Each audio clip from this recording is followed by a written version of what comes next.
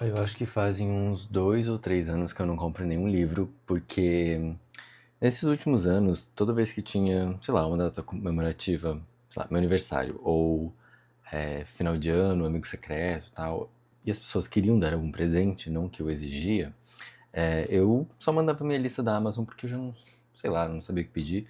E aí eu fui ganhando muito livro. E eu até mostrei no vídeo que eu fiz montando a lista de 12 livros para 2025, 2026. Eu mostrei o que ainda tá na minha estante que eu não li. Tem 18 livros que eu ainda não li. Só que assim, não sei, às vezes eu chego ali e eu tava com essa meta de não comprar mais nenhum livro até eu ler esses todos, ou só ir, enfim, só ganhar livros. Mas, em alguns momentos eu termino uma leitura e chego ali e eu não tô na vibe de nenhum desses que estão na minha lista. E mesmo que eles estavam na minha lista de desejos, às vezes não é o momento. Enfim, eu queria comprar livros porque eu fico recebendo vídeos, não só por isso, mas muitas novas indicações de coisas que eu tô com muita vontade de ler. E que se eu esperar até eu terminar todos esses, vai demorar muito e eu tô muito curioso. Então, no vídeo que eu fiz de lista dos 12 livros para ler em 2026, esses livros eu coloquei na lista. Então, eu aproveitei que eu não comprava livros há muitos anos e me permiti comprar 3 livros para essa meta, né, dos 12 livros que eu fiz. O primeiro deles foi A Hora da Estrela, da Clarice. Eu tô com muita vontade de ler esse. Coloquei também na lista todos os contos lá pra ler. E então vai ser um ano de muita Clarice. E uma amiga minha me emprestou um livro que é um estudo. Um estudo de. Enfim, de como a Clarice criou. De como a Clarice escreveu, né? Um estudo literário desse livro. E é um livro curtinho, tava super, né, hypado aí de novo. Eu assisti o filme e eu gostei muito, então eu comprei ele pra ler. Ele é muito, realmente muito fino. E aí, esse livro que é um estudo que eu tenho, ele se chama O Ato Criador de Clarice Lispector. Gente, vai estar espelhado, porque vocês sabem, né? E aí ele vai discorrendo sobre as coisas que ela escreveu, enfim, sobre todo o texto do A Hora da Estrela e alguns outros também. E eu vou ver se eu gosto. Eu também não vou me forçar, porque eu não sou nenhum estudante de letras e literatura, mas eu fiquei curioso. E é um livro, sei lá, o filme é tão conversa com você, assim, então tô curioso. Outra categoria lá de ler mais em 2026 era fantasias.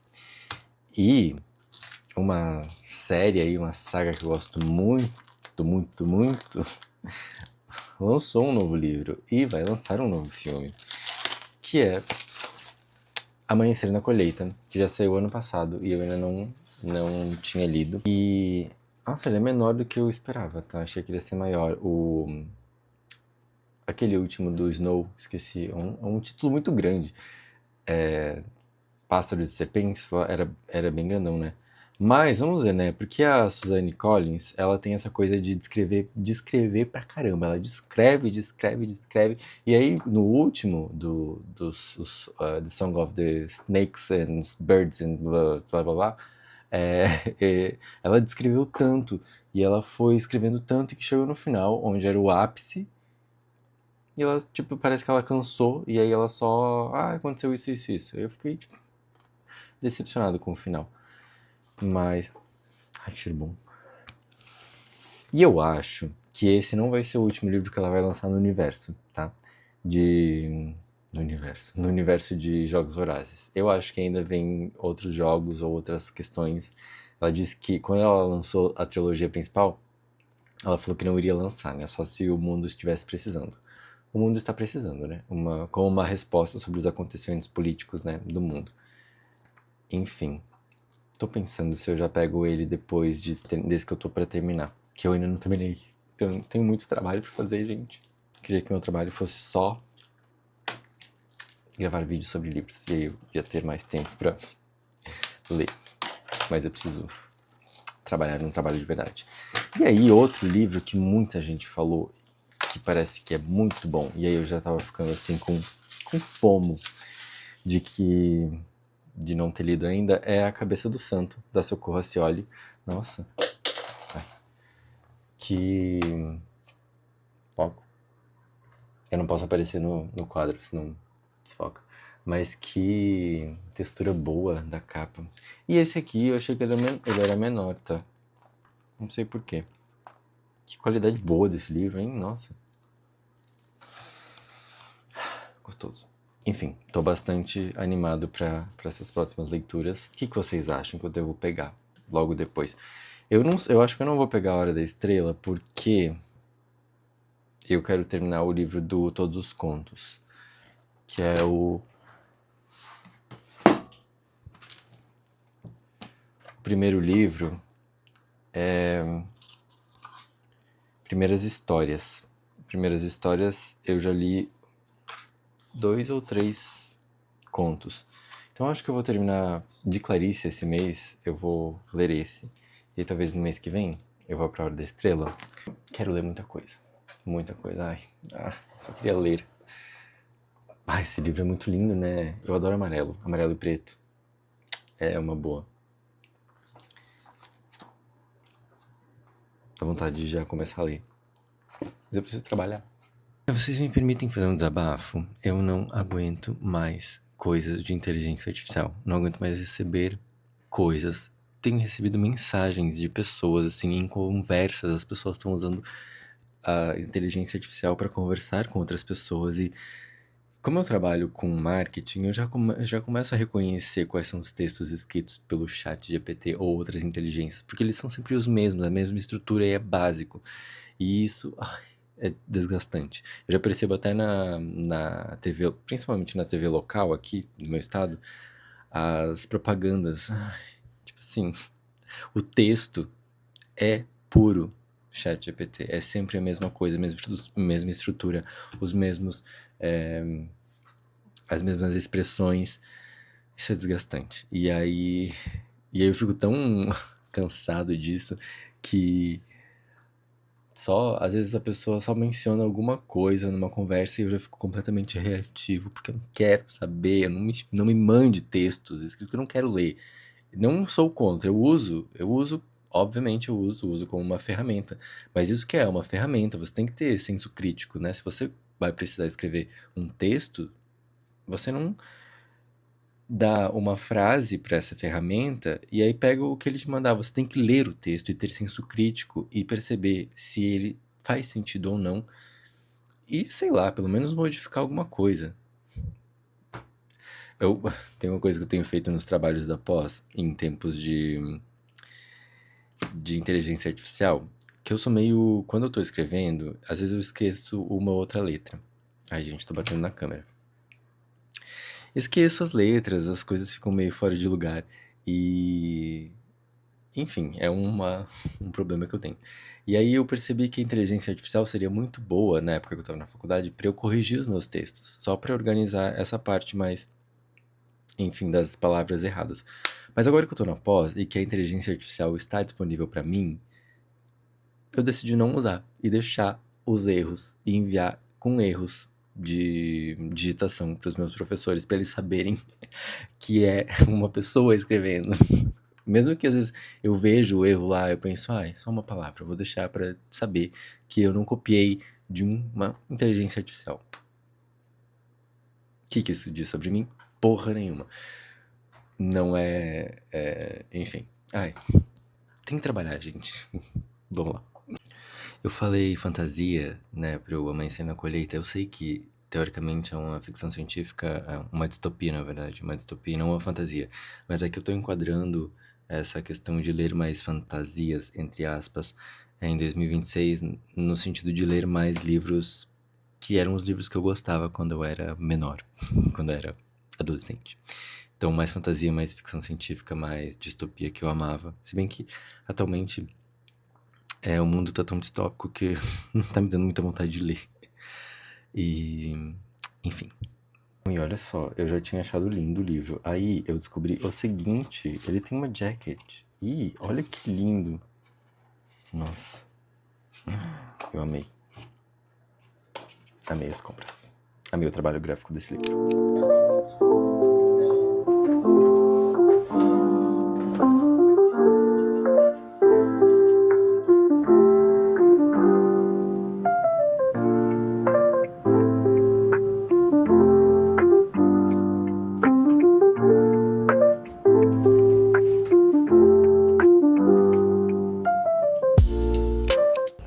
Nossa, eu decidi entrar nesse mundo da corrida, mas eu dei uma de Mari Kruger e fiquei assim, 5 minutos de corrida, 5, 10 de caminhada vigorosa, porque, gente, eu vou colocar o negócio, não, eu super manchando, né, tipo, o atleta, até baixei Strava, vou colocar meus números, não ligo muito, mas eu quis gravar, né, eu vou colocar aqui, mas deu 7 minutos e, assim, 7 minutos, 1 km e 400, 1 km e 40, não sei, eu fiquei pensando que o infarto era certo, estava a ponto de infartar, mas não infartei.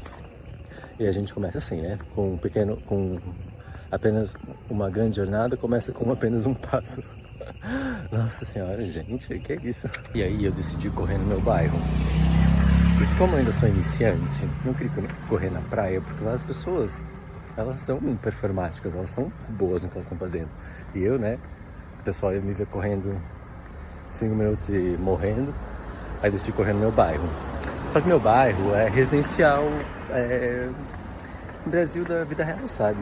Aí, não bastasse eu ter que me preocupar com os cachorros, que podem vir a correr atrás de mim, eu descobri que eu tenho que me preocupar com os quero-quero, mano, que estão no meio da rua. Tem muito terreno ainda que não tem nada construído aqui, então tem muito gramado. E aí, tem muito quero-quero. Ai, aventuras. Mas eu já me sinto um pouco menos depressivo. Eu estava muito depressivo dentro de casa. Já que eu tô nesse papo de corrida, eu vou mostrar pra vocês qual tênis eu escolhi pra começar a correr. Assim, não entendo nada de corrida, não estou com vontade de entender tanto assim. E como é um novo hobby, ou dá pra chamar de hobby, eu não queria gastar tanto, então queria uma coisa que fosse, assim, mais dentro do orçamento. Aí eu sabia que os tênis da Olímpicos eram bons, e eu acabei escolhendo este aqui, que é o Olímpicos Reverso. Olímpicos Reverso 3. Caraca, não foca. Cara, o que dizer? Que review que eu posso fazer sendo um iniciante em corrida? Foi barato, porque foi uns R$270, eu acho. Então, comparado a outros tênis de corrida que são muito caros, gente, eu sei que tem melhores, mas assim, eu sou iniciante e eu não sei se eu vou correr por muito tempo. Eu tô vendo agora, né? E a minha ideia também não é virar um maratonista, é só correr pra melhorar minha cabecinha. Então eu acabei pegando esse porque eu achei que ele era bonito. Bonito era um pré-requisito bem forte na minha lista. E fiz umas pesquisas, comparei alguns e pedi pro ChatGPT, porque eu não sabia nada de corrida, nada, e para comparar esses modelos e ver dos meus objetivos quais deles seriam melhores. Aí acabei comprando esse. Até agora, o que eu posso te dizer é que é bom correr com ele, ele é bonito. É... e só que ele esquenta pra caramba, então isso é um porém. Eu usei pra fazer funcional também e, nossa, esquentou demais. Realmente correr com um tênis próprio pra corrida é melhor, né? Você se sente melhor, mas ele não te transforma num maratonista só porque você tem um tênis, tá? Tenha isso em mente. Enfim, papos de nerds, leitores que estão adentrando o mundo do esporte. E agora eu vou tomar um banho, porque eu estou, assim, em situação de corredor. E voltar para terminar...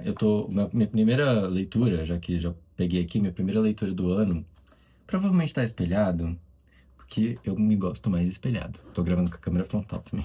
Peguei minha primeira leitura, o Doramaru Odisseia, do Itamar Vieira Júnior, que é um livro de contos.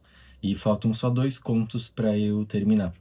Quando eu terminar eu volto aqui e falo pra vocês o que eu achei. Mas essa tá sendo a minha primeira leitura do ano. Tchau.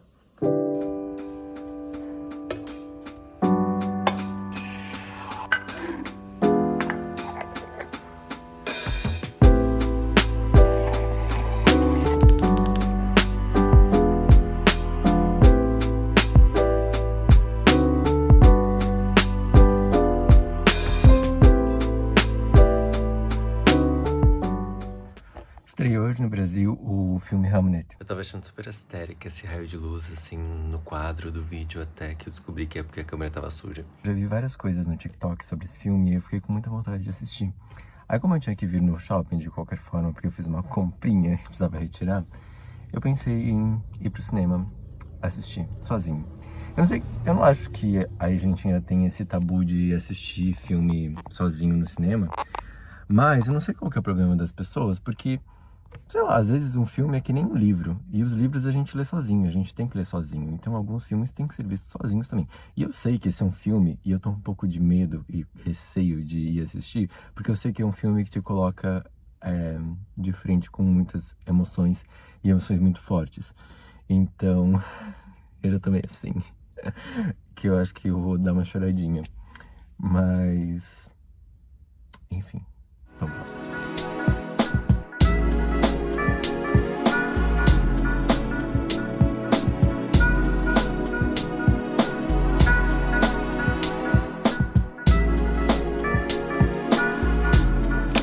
Bom, ontem depois que eu assisti o filme, eu não gravei enfim, a minha opinião, porque eu tive que ficar um tempo não verbal, assim, depois daquele filme. Eu achei, assim, sendo sincero, eu achei o início e o personagem do William Shakespeare meio... Sim, eu achei o início chato e o personagem dele eu achei muito difícil de ter uma empatia. Então, essa parte é a parte negativa do filme. Mas, em contrapartida, a personagem da Agnes, que é... Eu esqueci o nome da atriz, mas que é a mãe, né? A esposa do William Shakespeare, que tem os filhos e que é a mãe dos filhos e tudo mais. Todas as cenas com ela e com as crianças e mesmo com as outras mulheres da trama são realmente muito emocionantes, muito mesmo, assim, tipo assim, fortíssimo. Foi... Essa parte eu realmente gostei bastante, dei umas choradinhas durante o filme, umas 4 vezes, assim. E a trilha sonora é muito legal. Outra coisa que eu gostei também foi uns cortes de cena, entre uma cena e outra, onde ela colocava, a diretora colocava umas cenas... Ai, bati no tripé. Onde a diretora colocava umas cenas da floresta, assim, uns planos meio chapados da floresta. E a floresta tem tudo a ver ali com a situação, a Agnes, né, a mãe, tem essa ligação com a floresta, com a mata, então... eu gostei bastante, assim, tirando o início, que eu achei realmente bem chato, e o personagem do Shakespeare, que eu também fiquei meio, ai, foda-se. Tudo bem que a história só existe por causa dele, né, mas, enfim, não consegui. Fiquei, assim, nesse mood até hoje de manhã, relembrando, assim, uma melancolia. E fui, depois do filme, eu fui comer um mini calzone. Aí eu tava lá pensando sobre o filme e me subiu um choro, assim, entalado quando eu comia. Quase que eu comecei a chorar com a boca cheia, chorando com a boca cheia de pão, sabe? Foi mais ou menos isso. Quando eu comecei a gravar esse vídeo, é pra ser tipo um vlog de leitura, diário de leitura, né? E eu falei sobre o meu primeiro livro do ano, que foi Doramar, que está sendo... Não foi já, porque eu terminei. Tá sendo Doramar e Odisseia, do Itamar Vieira Júnior. E aí, agora eu vou falar um pouquinho o que eu achei dessa primeira leitura do ano. Porque quando eu li Torturado, há um tempo atrás, eu lembro que eu fiquei impressionado com a habilidade que uma pessoa tem de esculpir palavras, porque o que me parece quando eu li, o que me pareceu quando eu li Torturado, era que ele estava pegando argila e transformando em texto. E eu acho que o enredo de Torturado é muito legal, muito interessante, mas a forma que ele conta a história é o que realmente coroa o livro. E aí, esse livro, Doramar e Odisseia, é um livro de contos, também, do Itamar Vieira Júnior. Comprova a minha teoria sobre as palavras esculpidas, assim, porque o jeito de escrever ainda tá aqui. Esse jeito é dele, realmente, e se manteve em todos os contos. E me admira muito quando um autor consegue me fazer entrar no universo do conto, sendo uma história tão pequena, né, tão curta, que você não tem tanto contato por tanto tempo, mas eu lia esses contos e eu estava imerso esse universo que ele criou, e nessa realidade, nessa narrativa. Eu acho que ele tem um jeito único, assim, de contar as histórias do povo brasileiro, mas não só do povo brasileiro, mas do povo que foi obrigado a tornar-se brasileiro, sabe? Então, eu gostei muito, tem alguns contos que não me chamaram tanta atenção, mas alguns deles realmente me pegaram. Acho que ele também tem essa coisa meio de um realismo mágico, né? Uma magia, uma fantasia acontecendo, mas que no fundo mesmo o foco da história é a realidade nua e crua, mas sempre aquela pitadinha de fantasia. Conto a Alma, eu acho que assim foi um dos meus favoritos, foi o que me pegou mesmo, que conta a história dessa mulher escravizada que foge da sua realidade, né? Ela trabalhava ali numa casa e ela foge e caminha, e aí a jornada, o conto é essa jornada dela, de como essa jornada é desgastante, faz mal ao corpo, só que as lembranças de tudo que ela passou era pior do que ela tá passando agora, então ela continua andando com medo de retornar para esse passado que ela era escravizada. E eu gostei muito, assim, desse conto e dessa coisa do andar e eu gostei muito do final também. O conto Oração do Carrasco também é muito legal. No final tem uma parte que cita vários mártires da história, muito bacana. Tem um conto que mistura a língua jarauara, que é um idioma indígena. Idioma indígena. Mistura as palavras em jarauara com palavras... O texto é em português, mas tem essas palavras em jarauara. Então eu achei isso muito legal também. O conto que dá título ao livro, o Doramar ou a Odisseia, quando eu comecei a ler os primeiros parágrafos, eu pensei, nossa, isso aqui é muito Clarice. Até parece que a Doramar, a personagem do conto, é a empregada que deixou o quartinho de empregada da GH. E aí, enquanto a Doramar encontra um cachorro moribundo na saída do prédio lá, a GH encontra a barata no quarto, enfim. Eu senti muito essa vibe. Aí, no meio do conto, eu até tive que parar e ir lá para as notas do autor para saber se tinha realmente alguma ligação, porque eu achei muito, muito parecido mesmo, e muito conectado. Mas aí eu descobri que é o seguinte, na verdade, esse conto tem sim influência e inspiração em Clarice, mas não em A Paixão Segundo GH, é referência a uma crônica que chama Mineirinho, e também transcreve uma frase que a autora falou em uma das entrevistas que ela deu. Então eu estava certo na minha conexão. Mas assim, achei isso nos primeiros parágrafos, depois ele já retoma também esse fluxo de narrativa do próprio Itamar, e eu gostei bastante, realmente, eu gostei bastante. Eu vi gente falando que não tinha sido pego, assim, nos contos, mas eu gostei. E eu acho que eu gosto bastante do gênero contos, então isso pra mim é uma boa. Fica a indicação, espelhado, né, vocês sabem, fica a indicação, Doramar ou Odisseia, de Itamar Vieira Júnior. E aí, eu espero que o próximo que eu leia dele seja o segundo da trilogia do Torturado, né? Que, se eu não me engano, é Salvar o Fogo. Salvar o Fogo é o segundo. Aí eu terminei de ler ele e fui pra Queria Morrer, mas no Céu Não Tem Topoki. Que tá... Eu fiz o vídeo de 12 leituras pra 2026 e esse livro tá na minha lista. Então eu já comecei. Eu já tô em 28%. E ele é uma conversa com o psiquiatra, né? Uma conversa da escritora, é um ensaio da escritora sobre as suas sessões de psicanálise e tudo mais. E aí ele é basicamente assim, tipo, os diálogos. Ela, o psiquiatra, eles vão conversando, ela gravava essas conversas com o psiquiatra, então ela transcreveu, eu acho. E aí na entrada de cada capítulo tem uma pequena... enfim, introdução. E assim, não é ficção, é bem coisas da nossa cabeça mesmo, assim, sabe? Coisas da realidade. Eu tô gostando até agora, mas não é um livro, assim, de entretenimento. É um livro que você vai lendo e eu tô me identificando com várias coisas, eu comecei a marcar várias coisas, eu acho que eu vou fazer uma listinha e levar pra terapia e tentar discorrer esse livro lá na terapia, porque eu acho que ele é sobre isso, assim. Vou esperar, né, terminar o livro pra ver se vale a pena a indicação. Mas não é uma indicação do Namjoon, do BTS, então. E aí ontem eu fui no shopping, né, pra pegar umas compras que eu fiz. Uma comprinha, na verdade. Eu fiz compras, uma bermuda só na sale da Zara. Aí eu voltei pra retirar lá, porque era de graça o frete. E aí quando eu cheguei lá, tinha outra peça, que era tipo um conjunto dessa bermuda. E tava num preço que eu achei ok, porque é uma peça 100% linho. A bermuda também é, e aí eu comprei as duas.